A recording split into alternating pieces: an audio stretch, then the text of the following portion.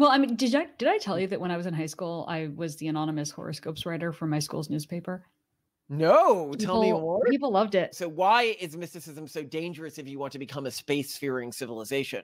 It is because all mystical frameworks are fundamentally alternate hypotheses without evidence or predictive capacity for how physics works. They are mundane in our world today outside of how they affect a person's ability to think clearly. They are not mundane if they are allowed to spread on a spaceship where you need a life support system and you can immediately disintegrate if somebody's like, well, radiation has healing properties, or somebody's like, oh, I don't believe that this is how our warp drive should work. And in those capacities, it's literally life or death to not allow these heretical beliefs to spread. Yeah. Would you like to know more? You look like a newscaster, and I look like some kind of witch from the like Middle Ages. So this is I thought I'd mix it up a lot. People are really surprised by our logo. Like they think this is a new thing for us. I've had this for half a decade at this point, maybe almost, no, not a full decade, but yeah, I mean, we've been using it as our family logo for a long time. Well, it's the logo of, no, our family logo is our monogram. This is the logo of the Pragmatist Foundation. Put that up. The Pragmatist Foundation has been around since 2016, and the gear has been a main part of that. And the Pragmatist Foundation is what technically owns and operates this podcast. So yeah, well, and the baby, when we had Octavian, our first kid, his blankie has the Pragmatist Foundation logo on it, and all of our books have the Pragmatist Foundation logo on it. And somebody was like, well, why this number of teeth in it? And the answer was, actually, it's a superimposed, you can think of it as a superimposed Latin cross and St. Andrew's cross is why it has this number of teeth in it, for the religious element. But also, you know, we go over in the piece I posted a text as to why we decided to do the logo change. We'd been meaning to for ages. Might do a dedicated episode about it, actually. That would be interesting as to why we chose the gear as our logo here. But recently something happened. So Simone went to accept the Republican Party's sort of nomination, not nomination, but endorsement of her candidacy for the state house. From the Republican committee of our county in Pennsylvania. You said, this is the first time in my entire life, you're like, I'm here 30 years old, and for the first time in my life, I experienced real gender discrimination. It was amazing. I've never experienced it before. Thing. Yeah, so as we were walking around, she was obviously the candidate. You know, she was on stage as a candidate and everything like that. But for whatever reason, there was a specific category of idiot who had a lot of advice to give about running for office, but would only talk to me. And so all the interesting people, I was like this weird force field of idiocy around Simone at the event. I know, like normally the misogyny you'd think would like benefit Malcolm, right? That like people would just like see me and be like, okay, and then like be like, okay, I'm going to talk with the man. But it was only it sounds bad. It was only the dumbest people and clearly like the least important and least impactful people that just completely ignored me and only spoke with Malcolm, which was hilarious and amazing. And, you know, they would say things like, oh, what did that one guy say? He's like, well, I'm going to ask, he looked to me for a second. This is before he summarily ignored me. He looked to me and he said, well, this is normally something I've always asked guys, but now I ask women too. What do you do for work? And I'm like, I run a chain of companies in a private equity firm. Thank you, he must sir. have been, like only between like 1956 and 1965, because apparently, like, I mean, there's been no other time where women don't work. I don't understand, like, this whole housewife thing. What even? I don't. And he was another person running for office too. Oh boy, it was. Oh, anyway, so hold on, but we got to get to the topic at hand, which is suffer not a witch to live. And so a lot of people, you know, they hear about our beliefs and they are sometimes surprised by the elements of traditional cultures that we maintain with extremely fierce fidelity, even fiercer fidelity than most of the current conservative religious communities. And our beliefs around witchcraft and sorcery fall into this extremist faction of thing. When you look around the world and you see all successful cultural groups, that is successful in terms of their spread, or not all, but almost all, like a huge convergent belief system, Mhm. is the belief that witchcraft, sorcery, and mysticism are evil. This is something you see across traditions. And so that means there is some reason for it.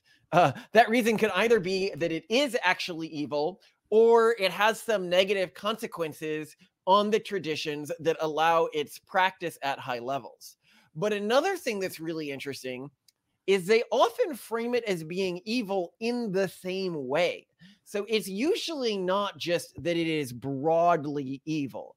It is, and Simone, you were telling me that you had experienced this, was like your own parents who were even into this stuff had told you stuff like this. Yeah, my parents were always like either like my mother was really interested in sort of like training as a shaman in her final years. My dad had attended like these sort of psychic seminars. And as a kid, you always want to hear about ghost stories or anything crazy, right? So I always asked him about it. And he's like, man, you have to be really careful. Cause like when you open yourself up to this stuff, like you become a conduit, you let them, they can come in through you essentially. And yeah, it's interesting that like even people who are into it, even people who like want to harness that or access or tap into that world are like, nah, it's dangerous. It's dangerous.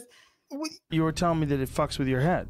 The certain amount of it, after a while, it just fucks with your head. That's why I'm usually kind of like almost autistic, is I'm just being constantly. Right. Why? Because lower entities will come in and violate your free will. They know all your bullshit. They see right through you. They will not manipulate your free will unless you ask them in. I have. Dude, do not say that. I'm going to get killed. I've 100% communicated with something. I'm not judging anybody. I'm just saying, Okay. Be careful. The question is whether that something was actually in my imagination or in my mind, or that something was something that takes place in another dimension. Once you open that gate, it's all bad. Why is it all bad? Why can't you experience that interdimensional being and learn something from it and be a better person when you come out of it? Because every time it gets control, it starts murdering everybody. They wind up killing everybody. In every case. And it always starts beautiful. It always starts great. Problem is, some of it makes sense. That's where the psychosis comes in. Whoa. It's going to create a giant societal crisis where most of the people are already going to get killed because an evil force wants conflict. So I'm saying no, no, no. It's all chaos. Stop it. This is the nature of the beast. Yeah, yeah. And then you see this within Christian communities. You engage with a Ouija board or something like that, and that is the pathway for demons to enter your spirit and corrupt your mind. Or you look at, Jewish teachings around like the Kabbalah, like there is a Jewish mysticism branch, but you are often taught you do not engage with this until you are very well trained in other areas. Like it is not child's play. It is meant to be taken very seriously and systemically, and in some cases almost like a training of defense against the dark arts rather than practicing for the sake of practicing for individual power. And this then comes to our broader framework around this. One, why has this been historically shamed? So there's like three categories here. Like, is there a reason this is a bad thing to believe? Two, if we are creating an iteration of a tradition that we mean to take humanity to the stars, does it make sense to have really fierce prohibitions against this? Three, what really is mysticism? Like, what's the core of it, and why is it so appealing to people? And how can we identify it and stamp it out? So first, let's sort of talk about like what mysticism really is. Because if you go historically, like if I go to ancient Athens or something like that, right? Mysticism would include what today we would call astronomy and physics and philosophy. And when mysticism included all of these other fields, it was generally not shamed by the traditions around it. But as society evolved, those things that could be proven true and could be engaged with became split out of mysticism and became the sciences. And mysticism is sort of the residue that's left when you take out all of the provable, materiable, studyable aspects of these traditions. And it's not that people don't try. Like there are whole university departments that have been created around like trying to, like this was big in the 80s, like mind reading and stuff like that. Departments. They're actually made fun of in Ghostbusters. That if anyone has seen Ghostbusters, one of the characters works in one of these departments. Like, and it's something you can easily measure. Like somebody claims to be psychic. Okay, we have one person holding cards. How often can the other person guess the cards that this person is holding and looking at? Square. Good guess, but wrong. Is it a star? It is a star. Very good. That's great. Like this is very measurable stuff. Well, it turns out that these departments didn't really produce anything particularly interesting. And so most of them were shut down. If they had, that would have become a science and it would have split out of mysticism because they would have been like, well, are you talking about the science, the measurable kind or the mystic kind? It's funny where it was quote unquote proven was in like government, like far seeing programs and stuff like that. So the government had some programs tied to mysticism, a giant bureaucracy, idiotic bureaucracy that bureaucracies always are. And it decided that a lot of this stuff was true at first. The movie Men Who Stare at Goats is about this. But over time, it was realized that no, this was just con men who were easily screwing with bureaucracies. And bureaucracies are incredibly stupid, especially government bureaucracies. This is Larry's spirit guide, Maud. I'm looking into the cupboard now. And I see a tin mug. No, wait a minute. You said A, not K? He said A. But I want to... So what defines mysticism today, like what's left of mysticism, are the ways of viewing the world and the ways of seeing the world that do not infer a predictive or competitive advantage for the individual. Yeah, it's like adding an additional explanation for things or additional heuristics for making decisions that are not backed up by science or results. And yet they provide comfort or a feeling of control, sometimes in places or ways where there just is no control. And I think, and maybe this is taking things too off, but like we would probably even throw like personality assessments like the Myers-Briggs and like blood types and horoscopes into this category as well. Well, I would strongly throw horoscopes into this category. Yeah. You know, if we're out there burning witches, that includes people who believe in horoscopes. And well, but also, I was just listening to, there's a really fun podcast called The Studies Show, where they sort of do a meta-analysis of a subject. They did personality tests recently, and they, going through the research, actually found that even like the Myers-Briggs, which is used extensively, is really not the robust people think it is, especially when you port it across cultures or apply it to different cultures. Like there are some cultures that just only pick up on like 2 of the things, and really the bigger like personality modulators are things like intelligence. So even the Myers-Briggs, you know, I would say is one of those mysticism-esque things that people fob off as science.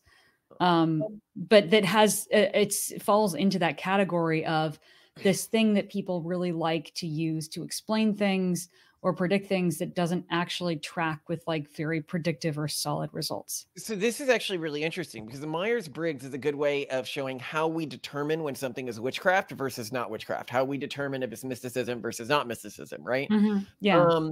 It's not the aesthetics. We don't need like a wand or because some mysticism at one time was science, but has since been proven non-useful. So within our framework, for example, phrenology would be considered a form of mysticism. Totally. Homeopathy would be considered a form of mysticism. 100%. And Myers-Briggs, if it is disproven in the data, which I think the preponderance of data shows that it's just not particularly useful, it edges on mysticism, but it isn't full mysticism in that it still does have some level of efficacy. It is only mysticism insofar as people overuse it, in that it appeals to earlier mystical frameworks. Whereas zodiac signs, if you look, Spencer Greenberg ran a giant study on zodiac signs recently to see if they had any predictive capacity, and they have 0 predictive capacity. And OkCupid did a big study on this as well. And then people, of course, go, "Oh, well, what you actually need is not the sun, the moon, not the moon." What they're saying is they're like, "Oh, well, Spencer's just a classic Capricorn." Yeah, right. No, but then they're like, oh no, but you actually need to do it in this ultra specialized way that like, yeah, like you're just going by their sun sign. It's obviously you have to look at like where Mars is as well, blah blah blah. and then it's like, okay, so then if somebody did a test using all of that, like, and it had a reasonable sample size, like 100 people, would you then look at that test and have your beliefs overturned if it didn't show that it was predictive? And these people would be like, no, not really. So they believe something, and this is where mysticism becomes really important for two reasons. Mhm. You view it from a completely secular framework. One is it's corrupting of the mind, and we'll talk about how it's corrupting of the mind because it really affects these people's ability to hold like coherent logical thoughts after they engage with it too long. And in that way, these earlier analogies of like, you know, you touch the chaos and it corrupts you, were not incorrect. They just were explaining it like you'd explain it to a child. And like well, they were explaining it in their own terms, which is that the terms of a mystic. Before we move forward, I just want to point out one more thing, in that this goes both ways. There are many practices that are, or in the past have been mystical, that are now shown to be fairly scientifically robust in causing certain meaningful effects. Consider ayahuasca ceremonies. Now, of course, there's wide variation in the effectiveness of these because every like practitioner of these has a slightly different formula and process, and obviously some formulas are more effective than others, but these can very significantly affect people's like life outlooks, depression levels, etc. Like they're very meaningful, and they're very like effective psychedelics that people are administering, and yet that was seen as like kind of witchcraft, kind of like in this like shaman. So like the aesthetics of it don't matter. We don't care about that. Same with like a lot of like herbal remedies. A lot of people who are seen as witches were just like basically providing effective pharmaceuticals to people in their lives. Right. And so very important in this is that it is not the aesthetics, it's whether or not it has been tested. There was not like a previous period where people had tested these ayahuasca ceremonies and determined that they did not have efficaciousness. They just assumed they didn't because of the aesthetics around them, which we are very against doing. Actually, this brings me to a great example of what modern mysticism is. Modern mysticism is to science what herbal remedies are to medicine. If you look historically, a lot of medicine we use today was originally herbal remedies. Aspirin, etc. Like aspirin, like, oh, you chew on bark of an aspirin tree, right? Like or aspen tree, I guess. And that creates some, effect that lowers inflammation and lowers pain in an individual. Well, this was tested and it worked. And then the companies then said, okay, well, can we create this without all the impurities that you're getting when you're chewing on bark? Can we make this healthier? Can we make this more? And that's the way science has engaged a lot of the earlier mystical practices. And that it has tried to distill them. Now, keep in mind, modern science has become corrupted. We are the first to say that academia has become corrupted by the virus. But that doesn't mean that we are, as we often say, like we believe in an academic reformation. We do not have a problem with the scientific method. What we have is a problem with the centralized bureaucratic institutions that have become the guardians of that method. When the Protestants split from the Catholic Church, they didn't have a problem with God. They had a problem with the corruption of the central bureaucracy.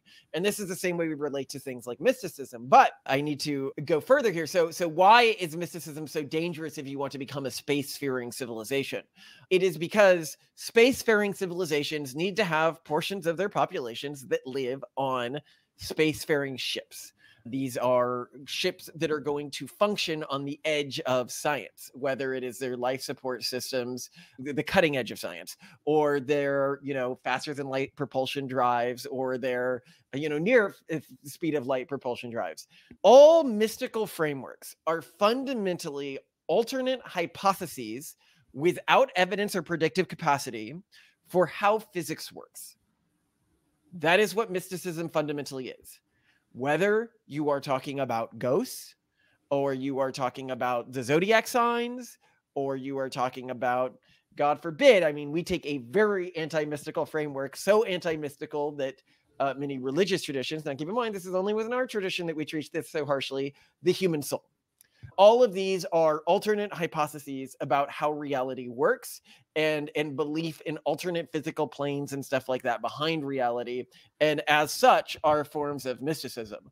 And they are mundane in our world today outside of how they affect a person's ability to think clearly, which we'll talk about in a second.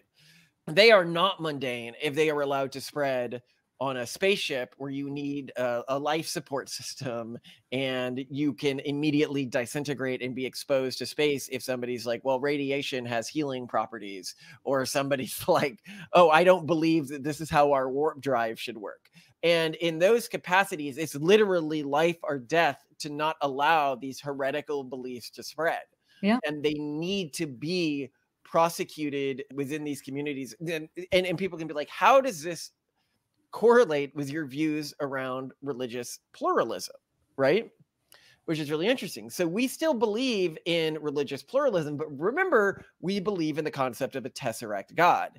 And the tesseract God concept means that there are multiple holistically true revelations of God in the world today. Some iterations of Islam, some iterations of Christianity, some iterations of Judaism.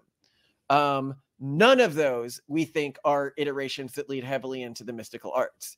We think that most of the true iterations see the mystical arts as what they are, which is dangerous, and not things that any individual who is aligned with the forces of good should be meddling with or should be engaging with. Mm-hmm. But let's talk about why historically this happened and why it's such a problem. And you'll see this if you engage with mystical communities. You know, we had one of our viewers who's trying to create something similar to what we're doing, but he's like, yeah, but I want it to be like mystical and like incorporate mystical arts from various communities. And he's like, but the problem is whenever I talk to people, they're either like mystical arts are stupid, or they're like, yeah, man, like I like your vibes around this idea. And it's like, well, why is he getting that response? It's because he's engaging with a community that is defined about the untestability of its ideas other than in an aesthetic sense. So they define which ideas they accept and which ideas they reject based on how those ideas aesthetically make them feel. Now, when you begin to structure your logic and the way you engage with the world around aesthetic sensibility, and you are now debating and communicating with other people using that as your metric for true versus untrue things, you can begin to see how now your brain is no longer learning the true metric of truth, which is, for us, this gives you some level of predictability over future events. Like if I know X about the world, that thing is true if it helps me predict future events. Like my knowledge of fire is accurate if it predicts what fire does. When you are no longer, when your fire now for you is something that has nothing to do with prediction, it's completely mystical in nature, and it has some sort of like, you know, a lot of the times mystical arts tap into super soft culture, which we've talked about in our books and stuff like that. It has some sort of like personal identifying thing. It may have some product of fetishes, and by fetishes I don't mean sexual fetishes. I mean like religious fetishes, like some sort of item that provides an individual with power. And this is another thing that's really a problem with mysticism, is it appeals to individual vanity almost as much as hedonism does. Hedonism appeals to individual vanity in that it allows an individual to just engage with whatever their brain is telling them to engage with at like the lower level. But then there's, I mean, personal vanity isn't even necessarily the right word. It's a cheat code or excuse to not think, to not act, to not do the hard thing. Yeah. Yeah. And I think that's also a big reason why many very established religions reject witchcraft or mysticism, because while they have their own internal cheat codes for like hand waving of like, oh, this thing is logically inconsistent, but here's the reason why, no one else is allowed to do that, because if other people start to do that, then they get to bend all the other rules and the important rules. So I think, you know, this is an important thing. Yeah, I think you're absolutely right. Well, you know, there's some mystical arts that clearly show some form of effect, right? You know, like, oh, the whirling dervishes or something like that, right? And I'm like, well, yeah, I mean, of course they show some kind of effect. If you study science, you would know that doing something, because like I'm really into the study of cults and how cults recruit and how psychology works and stuff like that. If you are doing a repeated rhythmic dance, that can activate the same part of your brains as hallucinogens. This is especially true of your spinning, which is going to create a form of dizziness and other forms of neural damage, which will create feelings of grandeur. And it's particularly true of anything you do to the absence of sleeping enough and eating enough. Like these. Yeah, I mean, it's similar to like drug intake. It's going to alter your consciousness. But it also makes people incredibly susceptible to ideas. And as we have pointed out in other episodes, the human brain did not evolve in any context where it was rewarded for recognizing profundity as profundity. So it is very easy to hijack the parts of the brain associated with profundity using things like twirling for hours on end, that we can understand as psychologists and neuroscience how that makes people extremely susceptible to really any idea you want to insert into them after doing that, or dancing or anything like that. And that doesn't, just because something is effective at brainwashing people doesn't mean it's an effective source at sourcing for truth in the world. And this is why it is important to educate yourself. This is why a person who lives, as in the words of Winwood Reade, a person who lives by their conscience but who does not take the time to educate that conscience is living in sin. Because it doesn't matter if your conscience is prone to sin, if your conscience is prone to corruption. And let's talk about what we mean by like corruption, right? I actually really like when we're explaining this to our kids, because as we said, every religion needs an adult way of understanding things, like the way that leans towards more like a rational understanding, but also what God wants us to. Then you need like the cartoon kid version. The cartoon kid version. Yeah. I'm just going to take again the Warhammer version. The war, that you engage with the mystical arts and you open yourself to possession by demons. And this, but I'll be clearer about it and truer about it. This possession doesn't look like a full-on like Catholic possession or something like that. It looks like a corruption of the mind. You have opened your mind to a world that is not a world of logic and consequences, but a world of aesthetics and wishy thinking, which is one of the most dangerous mystical, and I think the core of super soft culture. So people who don't know wishy thinking, it's from an IT Crowd episode, but it's something you see across mystical traditions, which is the idea that human intentionality can increase the probability of events in the future. The Secret is the best example of this, but it basically means if you want something to happen badly enough, it can affect real world probabilities. Space. What is it? The simple answer is we don't know. Or at least we didn't know until now. I'm not a scientist, but I do have a better understanding of what space is than any scientist living today. Where did I gain these insights? From this man, Beth Gaga Shaggy, the founder of Spaceology. When it comes to space, he's the man with his head screwed on tight. This is what he told me. Space is invisible mind dust, and stars are but wishes. I mean, think about that.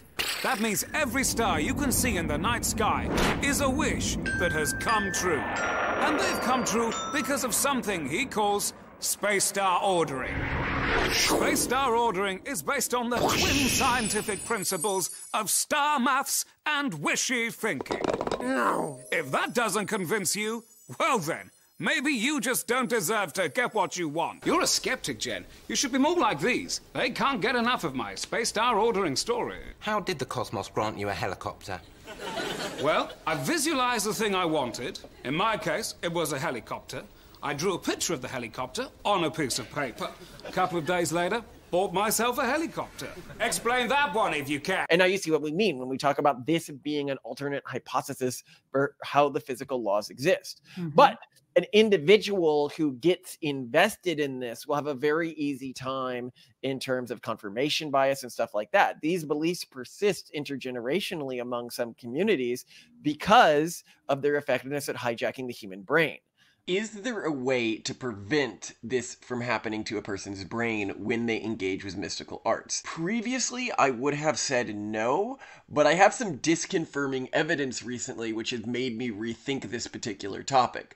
Specifically, historically speaking, everyone I ever knew who engaged with Kabbalah or Kabbalistic texts, this is the Jewish mystical texts, was so bad at structuring their thoughts afterwards. Simone and I even had an internal phrase to describe these individuals called Kabbalah-brained. Yet, recently, actually, a fan of the show who I've been engaging with is an expert on these texts, and he seems to be able to structure his thoughts very logically and be a very otherwise smart and lucid individual. Why is this the case? What I suspect happened is he actually engaged with the text following Jewish custom, which is, you don't engage with them until you are very well structured in logic and other forms of engaging with ideas before you approach the text, and they are written about as something that should be seen as potentially dangerous within Jewish customs, and that should be approached with an extreme amount of caution, and that when he went into them with that understanding, and not that understanding being, because one of the really dangerous things is people misunderstanding when somebody says, approach this with caution, it could have damage you. Some people hear that and they think, oh, that must mean it's a super powerful thing, or it's a super forbidden and cool thing, which I think is something that draws a lot of people to mysticism, when what is actually meant to that is, no, not this is a place of unique power, but this can actually just mess you up if you do not approach it with an ordered mind. The fact that I only know one person who hasn't been severely affected by engaging with these types of thoughts, to me still says it's probably better to make a blanket ban on it. However, I will say that it appears that there are ways to engage with it that doesn't totally destroy your ability at higher order logic. I just haven't seen evidence that they provide enough enduring value to a community to be worth the risk that is included with keeping them top of mind within a community's traditions, outside of a sort of defense against the dark arts studying guide. But as we point out for our kids, if these mystical arts worked, people in power in the world today, like when I look at the top, like 100 most powerful people in the world today, they would be really into them. And yet, people who are into the mystical arts disproportionately are from lower socioeconomic groups and lower political power groups and lower social power groups. And then the question is why? So there's two answers here. Either mysticism is just complete hokum and a waste of time, and so individuals who have dedicated their time to it and not to matters of materialism have allowed their minds to be corrupted and have wasted time that they could have spent learning things, and thus are less industrial and economically productive and less human in our perspective, or they do work, but they come with some external cost that is preventing them from being used to gain power within society, in which case that also historically would have led to most religions, even from a cultural evolution standpoint, to end up shaming them. And there is no reason for you to investigate them outside of a defense against the dark arts thing. And this is where Simone, you know me, I love studying ghosts, cryptids, the multiple lives, everything like that. I study every story of the weird, it's fun stuff. I mean, there's a reason why people are into this stuff. It's fun. Mm-hmm.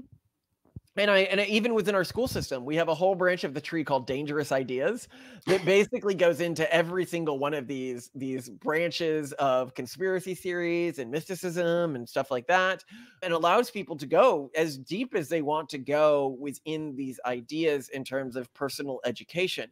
But I think the best way to dispel many of these ideas is, and I think that this is one of the problems with the existing school system is in existing religions, is they say don't engage with these ideas, don't learn about these things, because if you learn about these things, you might be tempted to engage with them, right? Mm-hmm. Whereas I actually think that if you just put them out there for people, now if you toggle the Christian toggle in our skill tree, all of these get deleted. None of your students will see them, so you don't need to worry about this. But for those of us who have our perspective, which is the way to prevent student education for something is to educate them on it, when students actually learn about the zodiac system, how it was developed, what the mechanism of action is behind the system, I think most of the students, or most of, for example, my kids that I would want to keep within our cultural tradition, would immediately see how stupid it is. Yeah, and you have to put that in contrast with how people typically encounter this, which is typically a trusted friend or family member talks about these things with immense confidence as though they are so true and so predictive and so right that if you respect that person, or you're in a social situation where you're afraid of social rejection, you are going to accept it without vetting it at all. Mm-hmm. Which is why I think a lot of people come to believe in things like the zodiac is, like someone that they like or care about, or a good friend or a family member is like, oh, well, I mean, as you can tell, like, because you're a Sagittarius, this, so, and then they just, when you're in a social situation, you're not in I'm sitting in an armchair, like primed to think critically mindset. Well, yeah, and it feels like forbidden information, and forbidden information is uniquely tempting. You can fight forbidden information by denying access to it, which doesn't work in the age of the internet, or in our cultural tradition, you prevent forbidden information by making it not forbidden and making it not uniquely tempting because it offers nothing. Mm-hmm. And the way that you if they're taught about this stuff alongside these famous psychologist experiments, I don't know if you guys are familiar about this, but there's these famous studies in psychology where they would present people randomly with explanations that had come from something like a zodiac test, but they were doing them actually for like psychological personality tests, right? But they were written in the way that like zodiac writers write their tests. And something like 90% of people, when they would read the explanation that was assigned to them at random, they'd be like, wow, that's a great explanation of my personality and who I am. And like, because many people with weaker minds and the type of people who maybe we wouldn't want within our culture as readily, they have a very weak sense of self. And so when an external projection of who they are is assigned to them, especially in their like teenage years, when they're trying to figure out who they are, they really want somebody to just basically tell them. Yeah. And they want that thing to be assigned some form of authority. And that's what a lot of these do, is they, yeah. Well, I mean, did I tell you that when I was in high school, I was the anonymous horoscopes writer for my school's newspaper? No, tell me more. People loved it. And I did exactly that. I just was, like, oh, this week you worked really hard, and, people didn't recognize how hard you worked, or, you take things out on yourself a lot, and you probably should take a read. It's just like so generic. Everyone goes through it. Everyone feels these things. It is incredibly obvious, but people love it because it often involves hearing what you want to hear about yourself, or hearing what you want to hear about other people, or giving you an excuse as to why you're not compatible with someone. So as long as you do that, then it's so easy to get by with it. And, similar things happen with psychics and like the con men that you talked about, who like conned the government for a while into thinking that, people actually did have psychic abilities. Is you can do a lot by just reading someone really quickly, looking at their face, the way they dress, the way they hold themselves, the way they smell. All these tiny little cues can tell you a lot of things. So like it is incredibly easy to fleece people over. And a lot of, again, what mysticism is and what witchcraft is providing an easy button for thinking, providing a don't make me think, give me an excuse to not work hard, and just make me feel good thing, which we associate with obviously the worst elements of culture. Any culture or any practice that allows you to just say, oh, I'm going to give myself a break, or, oh, I don't have to think about this, or, oh, it's not my fault. It's because of my blood type / horoscope / someone put a curse on me. That makes it inherently evil and bad, and it will create bad outcomes, weak cultures, poor birth rates, bad mental and economic outcomes, etc. Morning that was so powerful is you're like, it's the ultimate form of externalizing. Yeah. Because you are externalizing your self-control to something outside you, but then believe that you have influence over it in a way that you actually don't have influence over it. Yeah. Yeah. It allows you to blame everything on something else, feel like you're in control, but ultimately not be in control. Yeah. Well, and so then I think, like, what would our cultural rules be about this? Like, how against this are we? I would say that we would be okay with living next to cultures that practice forms of mysticism, but we would not be okay with living next to them in a way where they could influence our ability to live. So, for example, if we were going on a spaceship or something like that, or we were colonizing another planet, I think we would take very harsh rules against this, and harsh rules against it in the raising of our own kids. I do think that we're not morally against using mysticism to subdue others, however. And I think this is also something that like people have leveraged to subdue other groups for a very long time. And that's the thing. This is a really good example of also how like mysticism can make people incredibly vulnerable to outside incursions, because those people can be like, oh yes, I am the thing that was prophesized to come, and that's why you should listen to me. Or yes, this thing. Oh, like in Asimov's Foundation series, the one culture after the decline of intergalactic civilization after the empire falls that maintains basically like the Wikipedia and understanding of all technology and history, just sort of tricks the other cultures that have now become, backwards barbarians into believing that all of their science and technology is like religious power and they're a religious order. So they're using people's tendency to fall to mysticism as their means of gaining and maintaining power.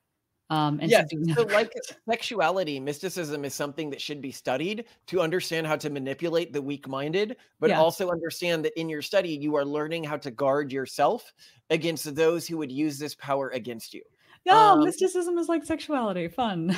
Right, but I'd also argue, well, and psychum, psychum being like psychological nonsense that we often, preach against. Oh, psychic But hokum?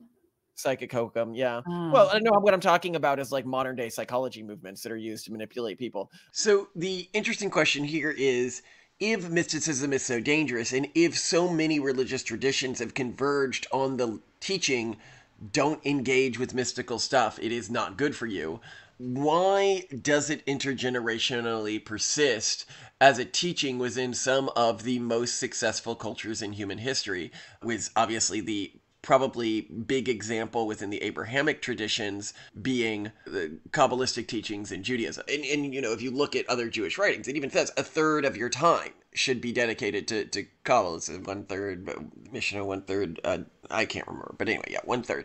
So it's not even like a off-topic side quest as some people try to frame it. Yes, you should wait until you're married and you're mentally mature, but it does say a lot of your time should be dedicated to it. So why does something like this stay around? The first and most important reason is that it is very good for lighting a religious fervor in low IQ, low education populations. So if you have like a bunch of peasants or something like that, you're going to have a very hard time getting them really excited and dogmatic about just Abrahamic teachings in and of themselves. You usually need some form of mysticism. This is where Catholics use a lot of like saint worship, and where the Orthodox use a lot of relic worship, which is, from my perspective, clearly idolatry. But why would you engage with something that the Bible tells you not to if you're within one of these Abrahamic traditions? Well, because it is very, very good at getting peasants excited who otherwise don't feel like they have a lot of power or control over their lives. This allows them to feel that power or control, and also close to the divine. The problem is, what aspect of the divine are they actually touching? Is it, the agents of providence, or is it the basilisk? Or I guess in normal Christian phrasing, is it God or is it demons? Then the second reason I think that this is so effective and intergenerationally persistent is that it mirrors humans' pre-evolved super soft culture. This is something we talk about in the Pragmatist Guide to Crafting Religions. But we think that when man removes all tradition and all science from his mind, most humans converge on a very similar set of beliefs about the world. And these beliefs come from what was probably the most common human religious system in the pre-agricultural period that just humans co-evolved with for a very, very, very long time. But that as soon as humans started to live in settlements and started to get advanced technology, was no longer efficacious for humans. And so it was suppressed and outcompeted by religious systems, which outcompeted other groups merely from how they helped those groups' fitness, i.e. how many surviving children they had, and they didn't have enough time to fully integrate with those individuals' neurology. So when you remove that, a lot of people reconverge on this old sort of mystical tradition, which has lost its efficaciousness. I'd also note that mysticism will always be with us because it is part of that pre-evolved iteration of humanity. It is part of that ape-like side of us that is always going to bubble up in the background and that will always re-emerge within any religious community. Even if we went onto spaceships and we burned every book that ever talked about the mystical, our great-great-great-great-grandchildren would one day rediscover a mystical tradition that looks very similar to the forms of mysticism that are around today, because it is sort of a genetic scar deep within us. First, it's definitely not that it works. If it works, as we've said, we would see the majority of people in power in our society utilizing these sorts of teachings if it was actually helping people gain power or outcompete other people. Now, here I should note, even though it can't help a person gain real power in the world, or gain a real edge in the world, it can make a person feel as if they have real power. And from a religious standpoint, that can be almost as useful when you are dealing with a population that doesn't feel like they have power over their own lives. And that means it can be a very useful conversion mechanism. Of course, within our belief system, we would say that those sorts of emotions are the very last emotions any human should be masturbating, because masturbating those emotional subsets it increases the strength of those emotional subsets and will move you more and more towards the most perverse type of external locus of control, one you mistakenly believe that you actually have power over even when you don't. And then when things go wrong, you don't take responsibility for them. It's the mystical workings of the universe that cause them to go wrong, not yourself, not your own responsibility. So it's uniquely toxic form of feeling like you have power. The final thing that I think is useful about these traditions, if they sort of are cordoned off within a wider system, is that they can be used as a sophist trap or an idiot trap. So this means if an individual is incredibly good in terms of verbal intelligence, but otherwise not particularly high IQ, and could otherwise prove a danger to the wider community, this can be very, very useful for preventing them from causing too much damage, because it can sort of begin to eat up all of the time of people who otherwise might have become a con artist or something like that, or a preacher, but a preacher of idle things that don't actually move people towards their goals, but instead is just like enriching his own pockets. And this is something that I have noticed, and I don't know exactly what causes it. Maybe people can pontificate in the comments, but people with really high verbal intelligence but fairly low general intelligence seem to become over distracted and obsessed with mysticism and mystical arts when contrasted with other groups in the general population, which is what makes it such an effective, like, sticky trap for rats for those types of individuals, which can be very dangerous if left as free agents in a society. It is for this reason that I actually am not particularly against Kabbalistic teachings within Jewish communities. If you read our book, The Pragmatist Guide to Crafting Religion, one section that we go really deep into is the myth of higher IQ within Jewish communities, which is just that. It's not very well supported by at least rigorously collected data, but what is incredibly well supported is an unusually high verbal intelligence in Jewish communities. And what mysticism may have done, in the same way that we talk within Catholicism, because within Catholicism, they had this system that prevented nepotism from becoming a problem in their communities by ensuring that people within the bureaucratic positions of power within their communities couldn't have wives. And so it meant that the genetic precursors associated with amoral familialism, i.e. promoting family members over members of the general public, ended up becoming more ingrained in Catholic communities than in other communities. Because Catholicism had traditions that were so good at defending against it, there was not an additional genetic cost towards individuals over engaging in the amoral familialism. This is why within Catholic countries you have so much more corruption than in other countries.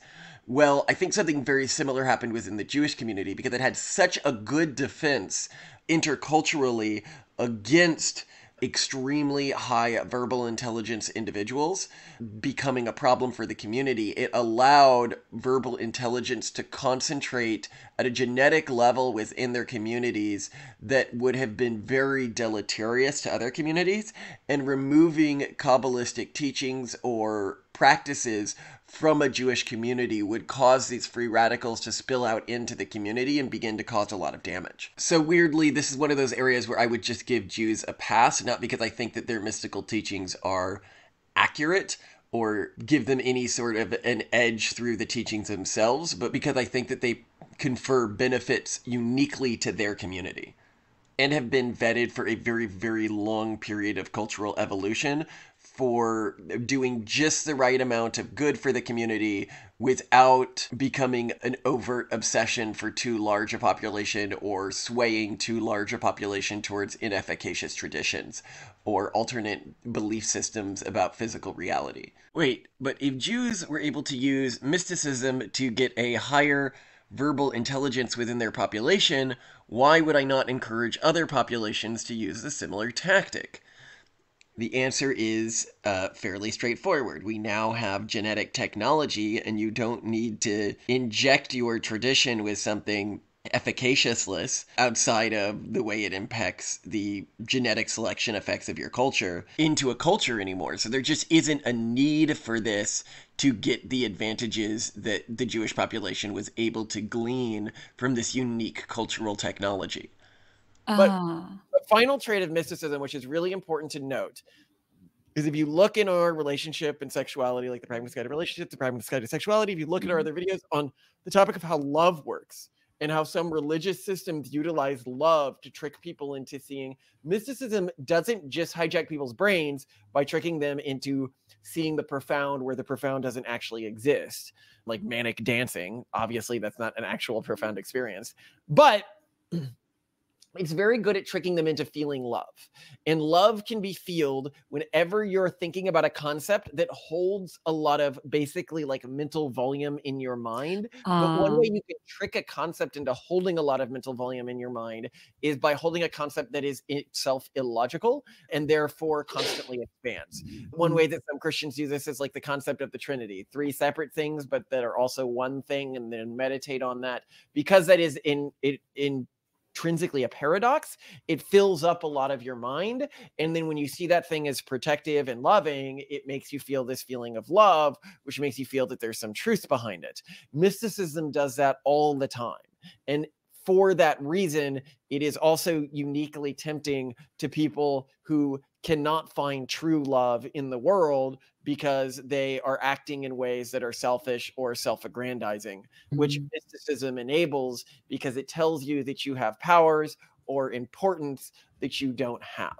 And this is why I think the truly ordered mind and the truly dogmatic in a good way mind that is following the righteous path is ordered enough to not succumb to forms of mysticism that inflate its ego so much so as to believe that it is in any way like the divine. And this is where we probably have one of our more controversial takes on mysticism, is that I believe that the belief in the soul is a form of mysticism, because it is to elevate the human to the level of the divine and believe that humanity touches the divine where we do not. Doesn't that veer, though, somewhat from our definition of mysticism, in that, like, the soul kind of doesn't, it's not relevant to this definition because it can't be predictive or not. Like, we can't test so it. This is any feeling of the soul that is not a predictive claim, I will accept. Okay, I will say, okay, that's great. But a lot of people use the soul to explain, or as a mechanism for explaining, extra physical or extra materialist action with the world, like his soul is so powerful, or his, and that is why it is so, and it's a very tempting concept because it allows people to believe in things like life after death and stuff like that, which is a form of mysticism in my perspective.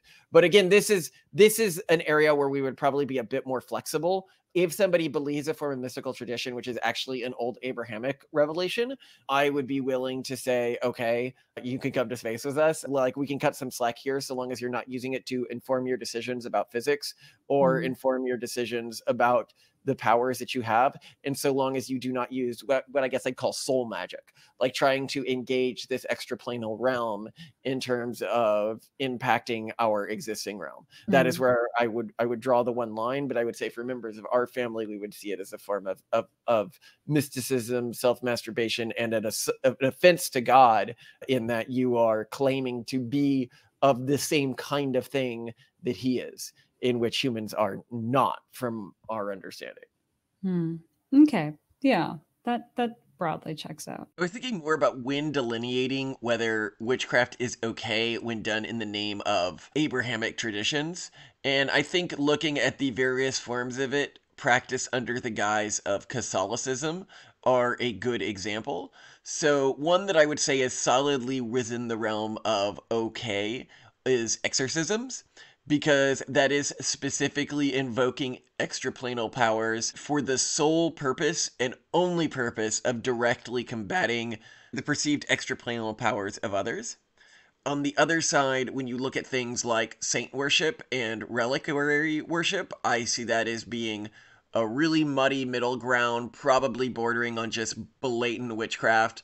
And to understand why stuff like saint worship gets so dangerous is then you'll get things like the big Catholic cult right now in Latin America worshiping Santa Muerte. They're basically worshiping an unnamed, like not canonized saint of the dead, which is a skeleton that they worship alongside biblical figures. and represents death. To me, this is just very obviously probably the truest form of actual Satanism being practiced in the world today, and yet it is practiced under the guise of Catholicism. I think the way that evil religions seep into the world is not those individuals who are like the individuals who call themselves Satanists, who are really just having a laugh and trolling people, but under the guise of established religions like Christianity, because these people actually believe and have fervor for these entities they're worshiping, and these entities are just like sometimes comically and obviously not just normal witchcraft, but malicious witchcraft. One of the reasons Santa Muerte has drawn such a following, if you look at like interviews with her followers, is there's like, well, you know, I can't pray to God or Jesus to hurt someone or for something petty because they would judge me negatively. But Santa Muerte, you know, she's a deity of the people. So when I want to hurt somebody, or when I want something selfish, or when I want like a love spell, I can pray to her. And it's like, okay, so like very obviously you're praying to the devil. The devil doesn't come out and be like, hey, I'm evil. It is evil in how it is attracting you and what you are using it for. And I think that Santa Muerte does show why we counsel so much caution, even when the witchcraft is being done under the name of the Judeo-Christian tree of religions. And I think the easy branch here is, are you invoking extraplanal realms only to combat other extraplanal entities, or are you invoking them for some form of control or self-benefit? If it is the latter, then it is just witchcraft, whatever you claim inspired it. I also think that this helps explain to Catholics who are a little confused why other Christians take idolatry so seriously. I mean, other than that, it's the first commandment, and I don't understand how people ignore that. But when you do things like begin to worship other entities as gatekeepers to God, or as some sort of intermediary in your worship of God directly, it can very easily spin out into just worshiping what are essentially demons, even from a secular perspective. Anyway, I love you to death, Simone. This has been a fun episode. I love you too. I love talking about these things. Never thought, though, from my childhood that we would be like, burn the witches. No, witches bad. I don't think that I mean, I think that it's probably worth recycling them into some sort of food stuff or something like that. I mean, if you're on an interplanetary journey, you don't really don't burn the witches, soylent the witches, right? Soylent the witches. Yeah, turn them into corpse starch.